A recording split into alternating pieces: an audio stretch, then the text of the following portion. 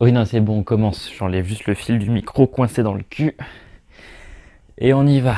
Salut YouTube et laisse-moi te souhaiter la bienvenue dans ce nouvel épisode. J'espère que tu vas bien, que tu es bien installé pour en apprendre un petit peu plus sur la sexualité, toujours en humour bien sûr, car c'est parti pour les chroniques du sexe. On avait découvert, toi et moi, il n'y a pas si longtemps, de comment se passait la sexualité au temps des Cro-Magnons. C'est un épisode que tu peux retrouver dans le petit i qui va s'afficher juste au-dessus de moi. Et je me suis dit qu'il serait sympa de continuer notre voyage sexuel et de bondir tel un kangourou dans le temps pour en découvrir un peu plus sur la sexualité au temps des Égyptiens. Au temps de l'Égypte antique, la sexualité n'était absolument pas considérée comme honteuse car elle était largement représentée dans des dessins, dans le quotidien, dans des pratiques et dans des représentations divines également. Et oui, leur religion était bourrée de sexe. Pour te donner un exemple, le dieu de la création réussissait à créer d'autres divinités par la masturbation. Ah ouais, t'es sûr de ça, hein? Non mais je me dis, le mec qui s'astique le manche et bam, il crée d'autres dieux. Et le seul truc que je crée, moi, c'est un mouchoir usagé hein, quand je fais ma branlette. Bah ouais. Et ce même dieu permettait également, d'après eux, le courant et les crues du Nil. Encore une fois avec sa bite, oui, je suis d'accord, c'est un petit peu comme s'il avait un sperme magique. Je ne vois que ça comme solution. Mais dis-toi que cette image a marqué les Égyptiens car ils se masturbaient à leur tour dans le Nil pour déverser de l'eau en abondance. Un peu comme le sperme, du coup.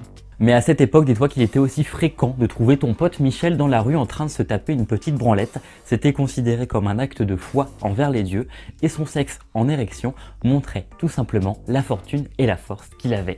C'est pour ça qu'à ses 15 ans, Ramsès II se vit offrir une épouse, 12 maîtresses et tous les clés du harem d'Égypte pour pouvoir forniquer en abondance, encore une fois. Non, mais lui il a ça, moi à 15 ans j'ai des pulls. 2 pulls. Voilà. Comparé aux Cro-Magnons, ils avaient déjà la notion de contraception et c'est un moyen qu'ils utilisaient déjà.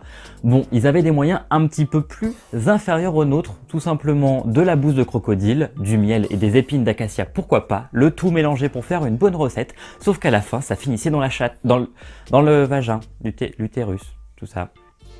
Après les grottes pornographiques de nos Néandertals, les Égyptiens ont bien sûr apporté leur pierre à l'édifice du cul grâce au papyrus de Turin qui nous montrait en premier temps des sexes extrêmement démesurés, comme quoi ils avaient déjà un souci au niveau de la taille, hein, complexe tout ça. Mais également une douzaine de positions sexuelles les plus farfelues les unes des autres, précurseurs peut-être du Kama Sutra. On n'oublie pas bien sûr le petit moment zoophilie car on a retrouvé des textes et des représentations de cette époque montrant des relations sexuelles en rêve avec la quasi-totalité du règne animal. Petite mention bien sûr à la vache qui était signe de bonheur familial si tu couchais avec en rêve. Tu vois là je suis pas étonné parce que quand la quasi-totalité des dieux sont des animaux avec un corps d'humain, il se passe très vite quelque chose non. Oui, ou là, oui, bon. Hein. On peut donc voir à cette époque qu'il n'y avait pas forcément de tabou sur la sexualité, mais une approche différente comparée à nous.